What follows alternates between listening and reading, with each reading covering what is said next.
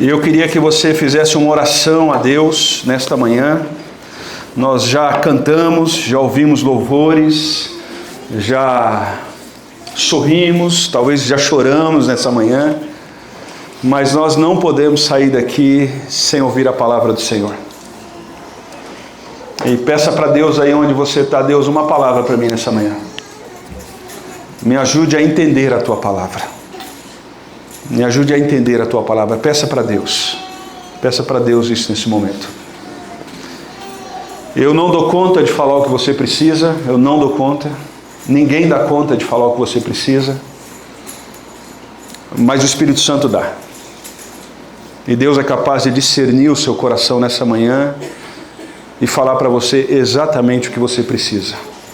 E você pede para Deus isso nessa manhã, porque Deus ouve as nossas orações. Peça para Deus. Peça para Deus nessa manhã nos livrar das distrações.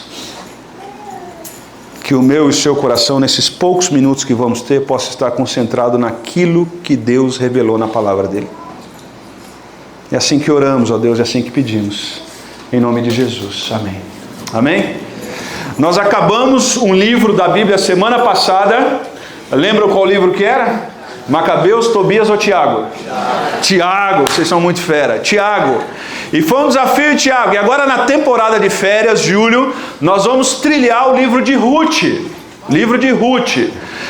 O livro de Ruth é um desafio e o tema que nós temos é o Deus que redime histórias. Vamos falar junto? O Deus que redime histórias. E aí eu queria te dar um panorama rápido, muito rápido, para a gente poder entender o que está acontecendo, né? O livro de Josué, o povo entra na terra prometida. E ali são divididas as 12 tribos. E quando o povo é distribuído nas terras, no livro de Josué, e o grande tema de Josué é muito simples.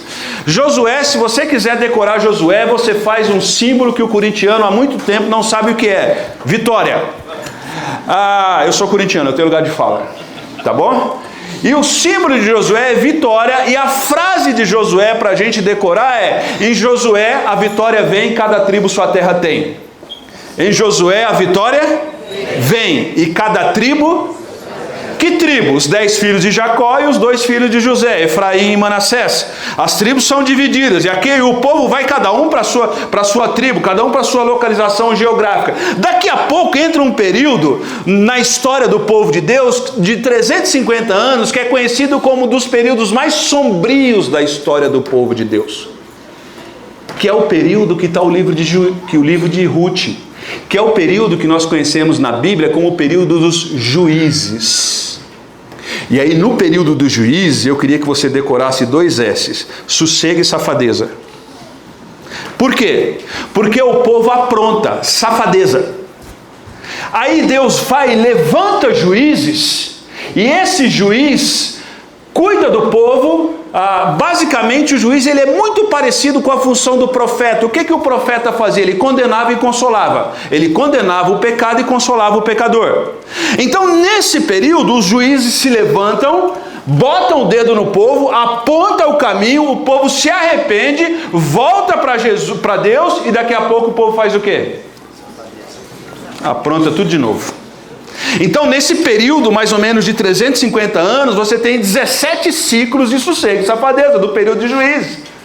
E a grande manchete do Estadão em Jerusalém é o último versículo de Juízes. Daqui a pouco nós vamos projetar, eu vou só citar para você.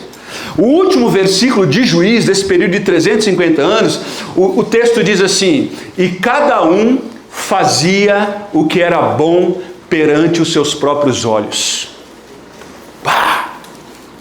Imagina uma sociedade sem lei. Imagina uma sociedade sem limites. Na era pós-moderna a gente conhece isso como relativismo. E a gente acha que o relativismo é fruto da Revolução Francesa. E o que é o relativismo? O relativismo ele pode ser traduzido na nossa cultura basicamente o seguinte: meu corpo, minhas regras. Não existe verdade.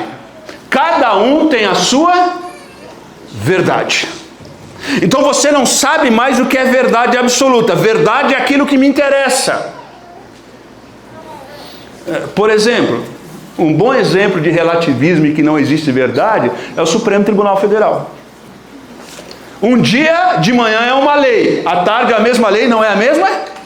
O sistema judiciário brasileiro é um bom exemplo disso. Gravou, né?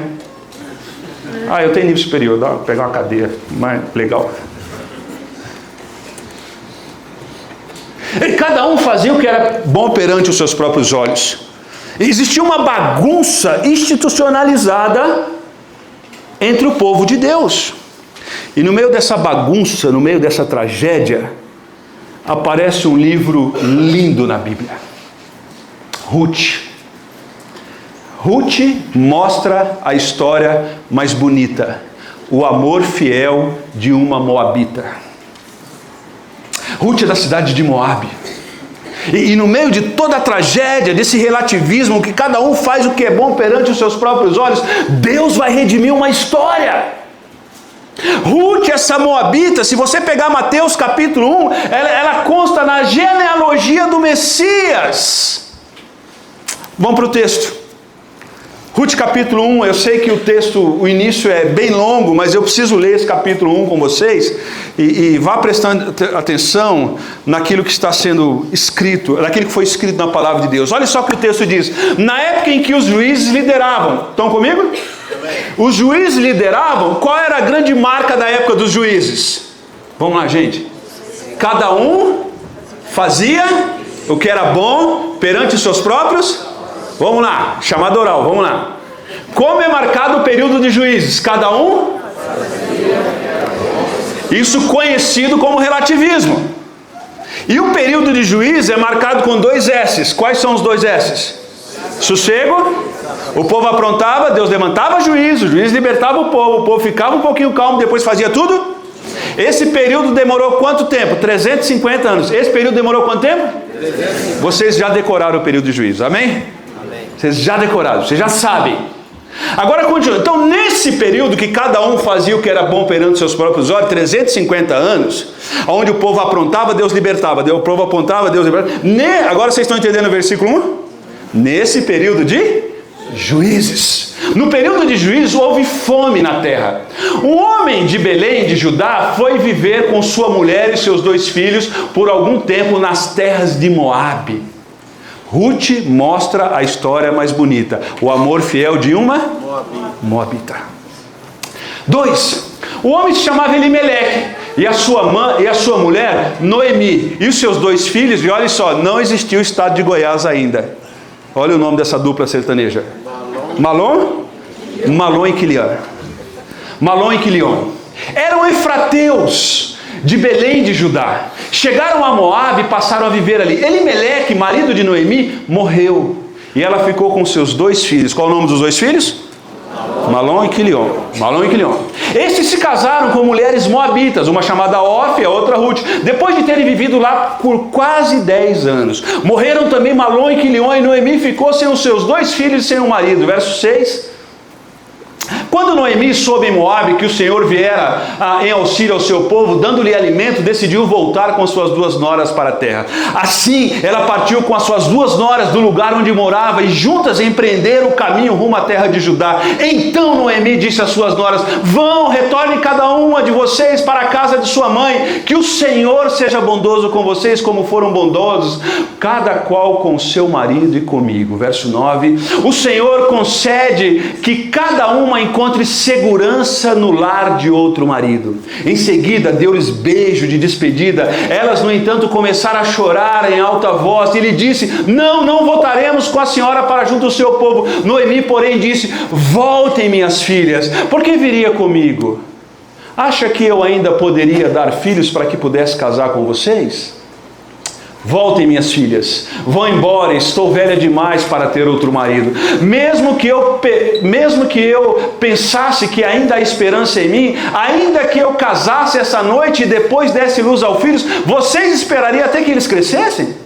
Ficariam sem se casar à espera deles? De jeito nenhum, minhas filhas. Para mim é mais amargo do que para vocês, porque a mão do Senhor voltou contra mim. Mão do Senhor. Novamente começaram a chorar alto. Depois Orfa deu um beijo de despedida na sua sogra, mas Ruth ficou com ela.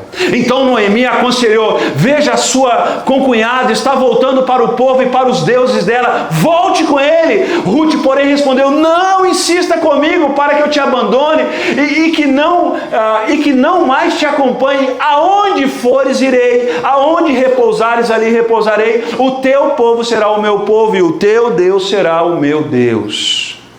Onde morreres, morrerei eu, ali serei sepultada.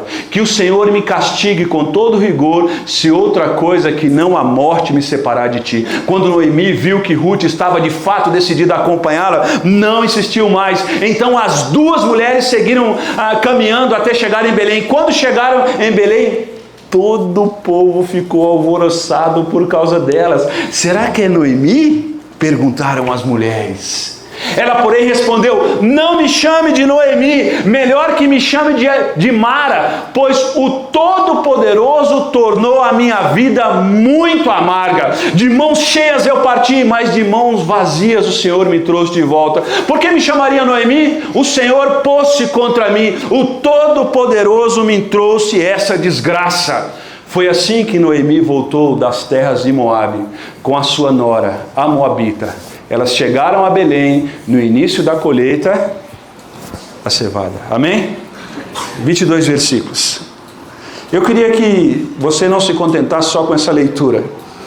Que durante a semana você lesse o livro de Ruth. Amém? Por que a gente deveria pregar o livro de Ruth? 4 razões. A primeira razão é porque Ruth nos ensina a obedecer à palavra de Deus. Numa época onde cada um fazia o que era bom perante os seus próprios olhos, o livro de Ruth revela uma coisa: é importante obedecermos à palavra de Deus. Numa época onde as igrejas, onde os pastores têm aberto mão da sua vocação e da pregação da palavra de Deus, com discurso, desculpa, eu não estou criticando quem tem essa opção de profissão, mas pastor é pastor, pastor não é coach. Amém? O coach tem o seu devido lugar, inclusive na igreja. Mas o pastor, ele deve proclamar a palavra de Deus. Nós não podemos perder tempo com outra coisa, com distração, com stand-up gospel nos púlpitos. Nós precisamos proclamar a palavra de Deus. Nós temos uma vida só, eu não vou ter outra vida. E deixa eu partilhar um negócio aqui. Hoje eu fiquei muito emocionado, né? Primeiro porque pelas canções. Deus abençoe vocês, tá bom? Mas assim, eu estava sentado no chão porque não tinha lugar. Glória a Deus, amém? Eu estava com a minha neta no colo. E ela estava com o microfone na mão. Ela até tossiu, não sei se vocês ouviram. Estou com a minha neta na igreja. Daqui uns meses, o Fernando vai estar com a Yasmin aqui. A neta do Fernando nasceu essa semana. Que privilégio. E eu disse: Senhor, que bênção. E a minha oração foi o seguinte: não permita que eu desvie nem 1 centímetro para a direita ou para a esquerda, porque eu quero usufruir das bênçãos do Senhor. Dá para entender? Por que a gente prega Ruth? Porque Ruth nos ensina que vale a pena obedecer a Deus. Vale a pena obedecer a Deus, mas não só por isso, porque Ruth revela a harmonia entre a soberania de vida e a responsabilidade. Deus vai nos abençoar, não vai? Amém? Mas amanhã você precisa acordar cedo e fazer o quê? Trabalho. E não só trabalhar, você precisa ser competente naquilo que você faz. Aliás, deixa eu dizer uma coisa para você. Crente incompetente deveria ser disciplinado na igreja. Sabe por quê? Porque se nós somos salvos, quer comais, quer bebais ou façais qualquer coisa, façais para a glória. E se a gente faz para a glória de Deus, a gente precisa fazer bem feito. Porque a gente faz para Deus. E não só fazer bem feito, mas a gente precisa fazer com ética. Porque nós estamos fazendo para quem? Deus. Deus vai nos abençoar. Deus vai nos fazer prosperar. Amém? Amém? Amém? Ah, você não quer? Eu quero. Você não quer? Mas deixa eu dizer para você, a gente precisa se preparar. A gente precisa se preparar. Ah, pastor, tá difícil, tá não sei o quê, eu tô no Bolsa Família espiritual, não sei o quê.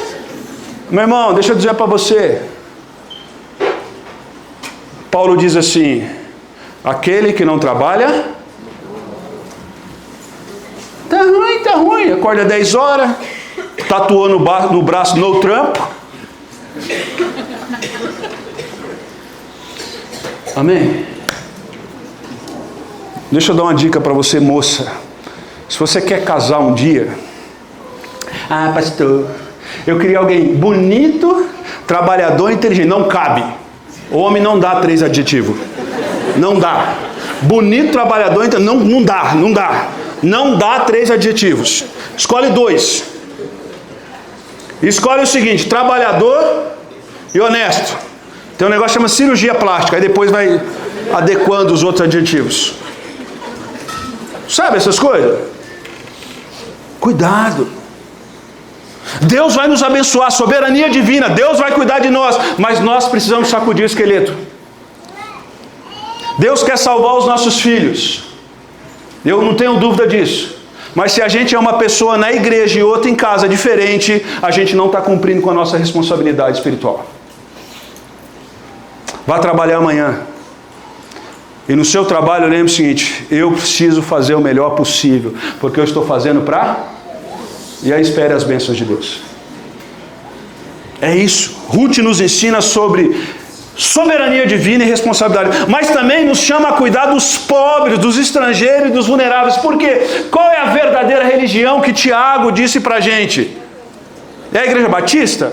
É a igreja presbiteriana? É a igreja Assembleia de Deus? Não, Tiago vai dizer assim, a verdadeira religião, sabe qual que é? Cuidar dos órfãos e se guardar incontaminado do mundo. A verdadeira religião é abençoar quem não tem nada para nos oferecer.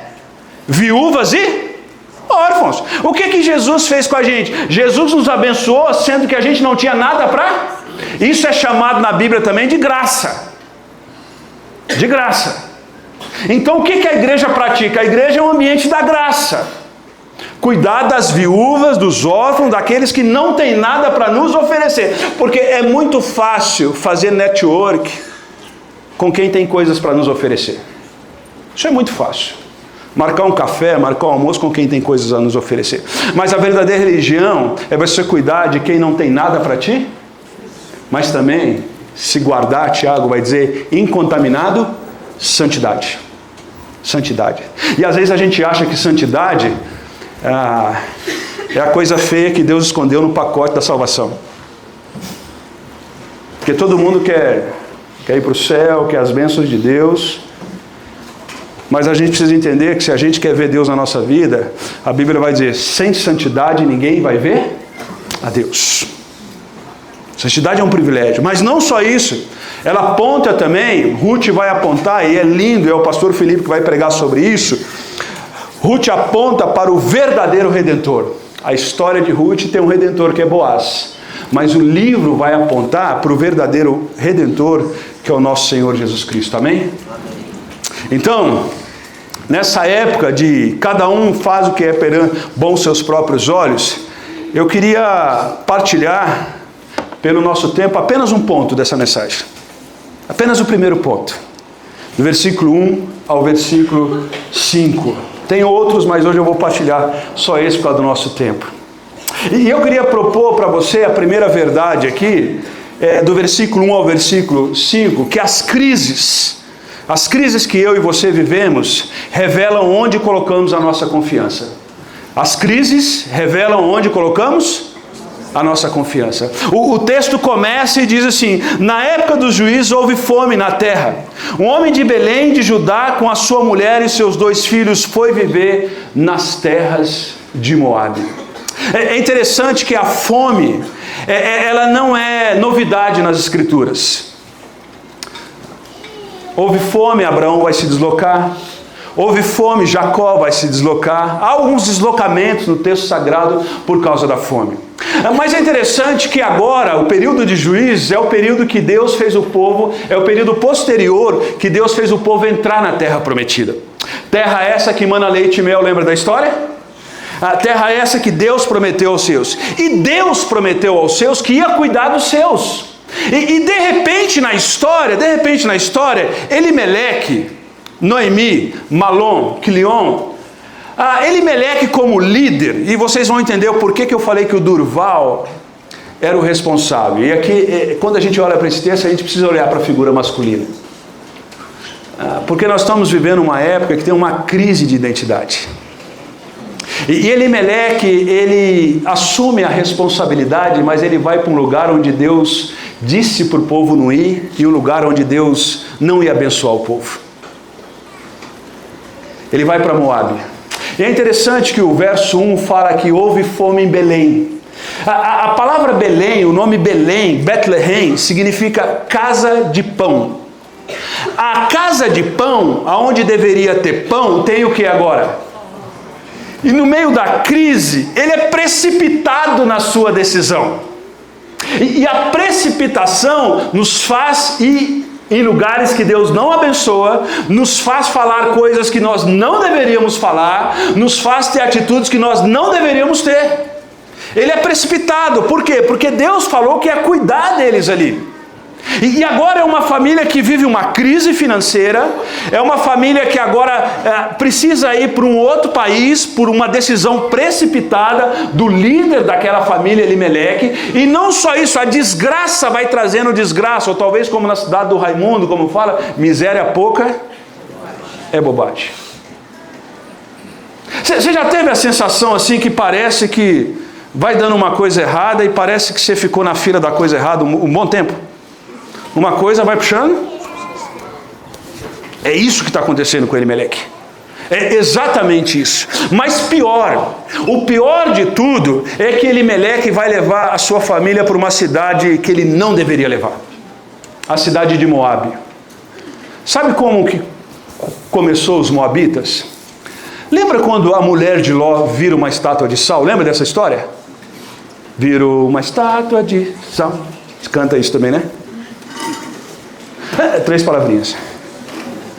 Então, quando naquela época houve aquilo que aconteceu, e um belo dia as filhas de Ló,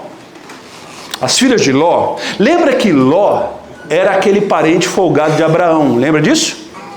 Toda família tem um cunhado folgado. Não é só a sua, a minha também. Aí gravou, ai meu Deus. E aí, Ló era aquele parente que sempre dava trabalho para Abraão. Uma vez Abraão ficou sem paciência com ele, mas não verbalizou esse sem paciência. Ele disse assim, olhe para as campinas de Moabe, olhe para isso. Você quer ficar com essa terra? Fica. Eu vou para outro lugar. E Abraão abre mão de algumas coisas, porque Abraão não queria briga. Abraão abre mão de algumas coisas e deixa o parente com a melhor terra.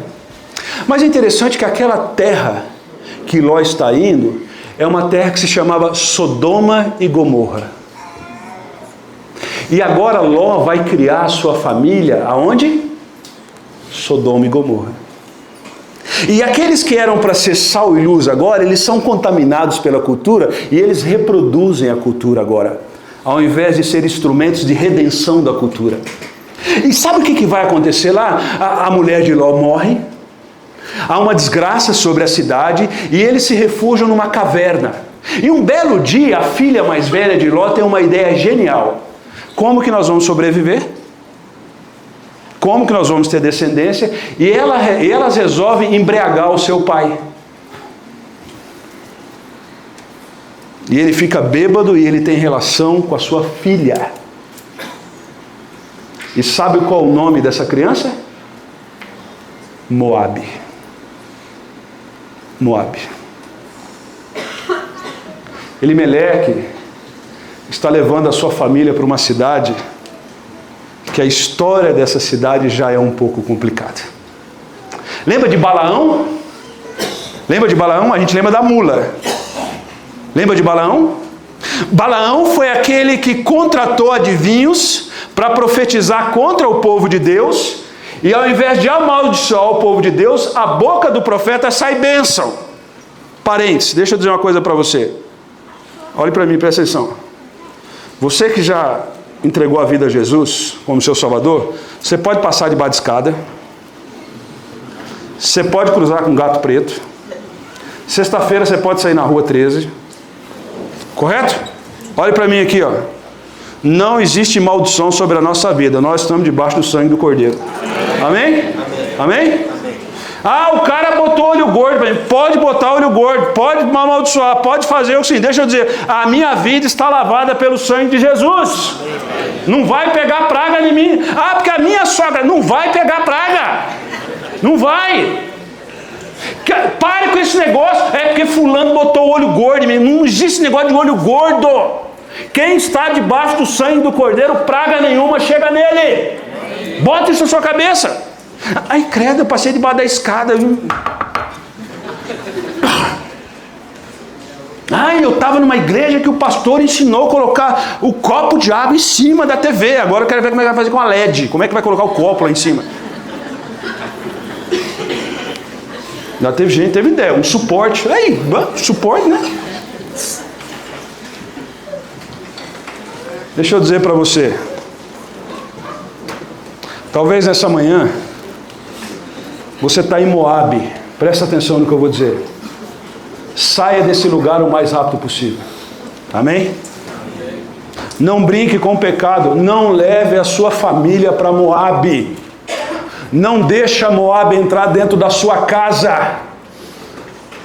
Aqui na minha casa entra, na linguagem de Ruth, Yahweh, o Deus Todo-Poderoso. Essas práticas não vai habitar a minha casa, porque Deus é o Deus da minha casa. Lembra o que Josué disse? Se vocês vão servir a outros deuses, podem servir, mas eu e minha casa vamos fazer o quê? Serviremos ao Senhor. E é interessante que naquela época o nome tinha a ver com o desejo que os pais tinham de uma missão para os seus. Você pega, por exemplo, o nome Elimeleque. Elimeleque significa o quê? Meu Deus é? Mas as ações de Elimeleque dizia isso? Quando Elimeleque teve que tomar uma decisão, ele não consulta Deus. E esse é um problema para mim e para você. Porque talvez a gente possa ter um discurso muito bonito evangélico. Mas se a gente não tiver uma prática que corresponde ao nosso discurso, nós vamos para Moabe. Estão me entendendo? Sim. Paulo chega para Timóteo e fala assim: lembro-me da sua avó e da sua mãe. Lembra da história? E elas tinham uma fé o quê? Não fingida. O que é uma fé não fingida? Eu, pastor, deixa eu te falar o que é uma fé não fingida para mim. Não adianta eu chegar aqui no púlpito, pregar para vocês, falar as coisas, e chegar lá em casa e tratar minha esposa de qualquer jeito. Não adianta eu chegar aqui para vocês, falar bonito para vocês, e depois tratar os meus filhos de qualquer jeito. Eu preciso ser na igreja a mesma pessoa que eu sou em casa. Dá para entender isso? Isso é uma fé não fingida. O que é uma fé não fingida? A gente é inteiro, a gente é íntegro, a gente é uma pessoa só. Vamos voltar para Tiago. Tiago vai dizer assim: seja o sim de vocês sim e o não de vocês não. Não. Vem para a igreja domingo cedo, quebrando o pau dentro do carro. Quebrando o pau. Quando chega na entrada do jardim, da Avenida Paulista, santo, santo. Os filhos estão vendo. Isso é um péssimo exemplo. Mas deixa eu dizer para você, Deus também está? Conserte isso, amém? Amém? A minha fala não é para te desanimar. A minha fala é para te colocar no trilho. Conserte isso, porque nada é mais impactante na vida de uma criança do que um testemunho poderoso dos seus pais. Ah, meu filho não está no Senhor. Você diz: não, continue servindo ao Senhor, tem um testemunho impactante. No tempo certo Deus vai trazer. Elimeleque toma uma decisão errada. E como consequência da decisão errada dele, olha os problemas que vão acontecer. Ele leva a sua família e fala, vamos ali passar essa fase difícil de fome em Belém. E é interessante que no texto bíblico, não tem nenhuma outra família que foi para Moabe. Você reparou? Cita só Elimeleque e a sua família. E ele vai, e o texto bíblico vai dizer que eles ficam lá 10 anos. E no caminho para Moabe, coloca aí por favor, é interessante que quando eles caminharam para Moabe, aqui está Belém. Belém está nessa região aqui perto de Jerusalém. Estão comigo? E quando você vai para Moabe, possivelmente ele não foi pela balsa. Porque aqui você tem o Mar da Galileia. Possivelmente quando ele foi para Moabe, ele subiu e passou por Jericó e chegou aqui na terra de Moabe. Quando ele passa por Jericó, vem com Josué lutar em Jericó. Lembra dessa história? E as muralhas? Quando ele passou por Jericó, o que tinha de ruína? Porque nós estamos no período de Juízes. O período de Juízes é depois do período de Josué. O que tem lá? Ruínas. E essas ruínas mostram o quê? Um dia Deus derrotou aquele povo para que o povo de Deus fosse vitorioso. Quando ele vai caminhando para Moabe, ele tem que passar por Jericó, ele tem destroços físicos, claro ali, de que Deus um dia guerreou por eles. Olha que interessante, Deus está dando sinais para Elimeleque.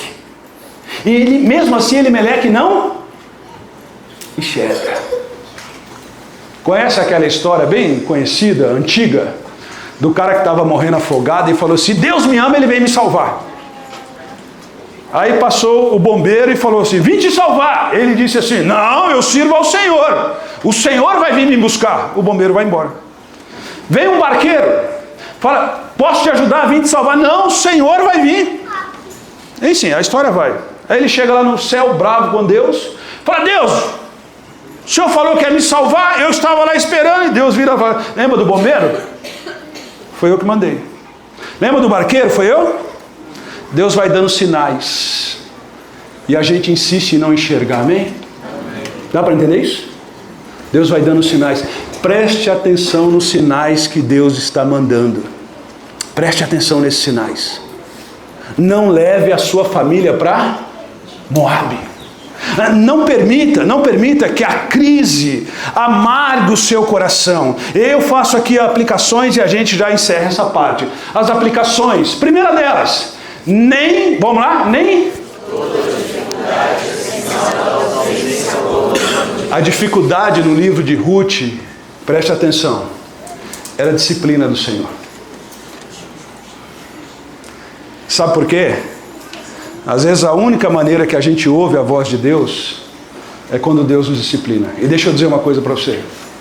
Se Deus te disciplinou e Ele me disciplina, glórias a Deus, porque a Bíblia diz que Deus disciplina quem? Então olhe para mim e preste atenção no que eu vou dizer. As pessoas que mais me amaram foram as pessoas que mais me disciplinaram. Vou falar de novo. As pessoas que mais me amaram foram as pessoas que mais... Eu sempre fui uma criança incompreendida. Minha mãe voltava da reunião da escola, eu botava 2 calças. Eu já tinha estratégia. E eu ouço o barulho da vara até hoje. As pessoas que mais me disciplinaram foram as pessoas que mais... E sabe por que eu virei gente? Eu acho que virei. Sabe por que eu virei gente? Porque um dia pessoas me amaram, colocando limites. Sabe por que Deus nos disciplina? Porque Ele nos ama. Amém? Amém? E Ele diz assim, eu não permito que você vá mais. O limite é até aqui. E às vezes isso dói. Mas quando dói, é sinal que Deus está trabalhando na nossa vida. Louvado seja Deus. Não vai para Moabe. Agora vocês pais, nessa manhã, a mensagem é sobre isso, mas deixa eu fazer uma aplicação. Vocês pais, deixa eu dizer, olhe para mim e preste atenção. Deus te colocou como autoridade sobre os seus filhos. Exerça a autoridade, amém? Não é? Não. Graças a Deus, Deus não deu isso para os avós. Graças a Deus. Dia desse o Felipe deu uma bronca na Catarina, quase que eu pulei na frente. Que dó. Se tem uma pessoa que nasceu sem natureza pecaminosa, é minha neta.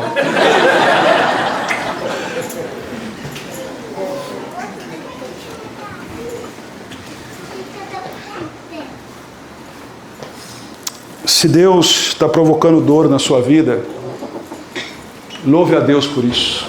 Sabe por quê? Porque é sinal que Ele está trabalhando na nossa vida. Ele não nos desamparou. Ele não lavou as mãos e nos deixou ao nosso mel. Segundo, o sofrimento pode ser um instrumento de Deus para nos ensinar dependência e amadurecer a nossa. As fases que eu mais cresci na vida foi as fases que eu mais tive dificuldade. Com você assim? Sim. Com você assim? As fases que eu mais cresci na vida foram as fases que eu tive mais dificuldade. Aprendi.